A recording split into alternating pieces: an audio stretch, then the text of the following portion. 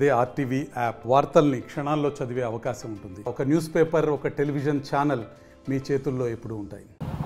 ఈరోజు Kadapa corporation office వద్ద PF కార్మికుల సమస్యలు పరిష్కరించాలని, మున్సిపల్ కార్మికుల సమస్యలు పరిష్కరించాలని 5 సంవత్సరాల నుంచి గతంలో ఉండే రాష్ట్ర ప్రభుత్వం కానీ ఇప్పుడుండే ప్రభుత్వం కానీ అనేక రూపాలలో మాట్లాడడం జరుగుతుంది.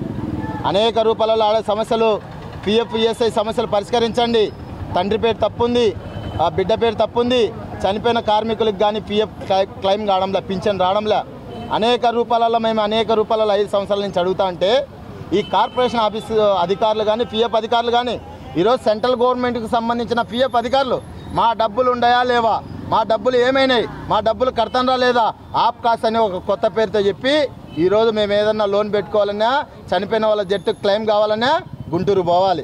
ఎంత అన్యాయం! ఈరోజు మాకు వచ్చే చాలీ జీతాలతో గుంటూరు పోయి క్లెయిమ్ చేసుకొని రావాలి.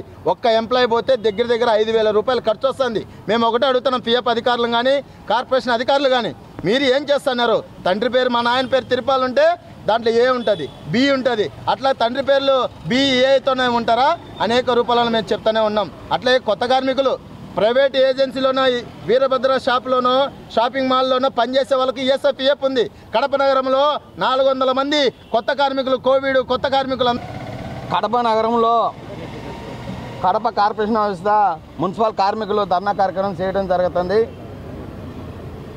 ఈరోజు ఈ కార్యక్రమం ఎందుకు జరుపుతున్నామంటే దాదాపు 5 సంవత్సరాల నుంచి పిఎఫ్ సమస్య అనేది చాలా తీవ్రంగా ఉంది.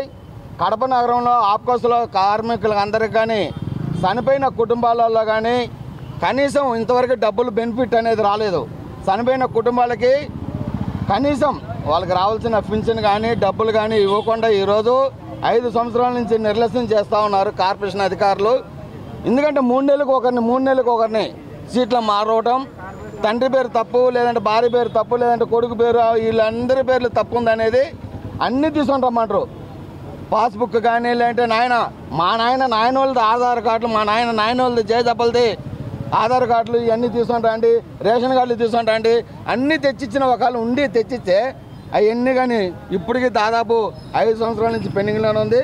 కాబట్టి మేము ఒకటే చెప్పదలుచుకున్నాం, మీ అధికారులకి వచ్చిన కమిషనర్లు కానీ ఎంహెచ్ఓలు కానీ పిఎఫ్ ఉండే సమస్యలను కానీ తీవ్రంగా ఖండిస్తాం, దాన్ని ఖచ్చితంగా చేస్తామని చెప్పడమే కానీ చేసే పద్ధతులు ఈరోజు లేరు. అదేవిధంగా కొత్తగా తీసుకున్న కార్మికులు అర్సనల్ వర్కర్స్కు వాళ్ళు దాదాపు 4 సంవత్సరాల నుంచి కరోనా నేపథ్యం నుంచి పనిచేస్తున్నారు. వాళ్ళకి పిఎఫ్ ఈఎస్ఐ కానీ కల్పించమంటే ఇంతవరకు కల్పించలేదు. మరోవైపు ఇంతవరకు మరిన్ని వీడియోస్ కోసం ఛానల్ ని సబ్స్క్రైబ్ చేయండి, లేటెస్ట్ అప్డేట్స్ కోసం వాట్సాప్ ఛానల్ ని ఫాలో చేయండి, అండ్ లింక్ డిస్క్రిప్షన్ లో ఉంది.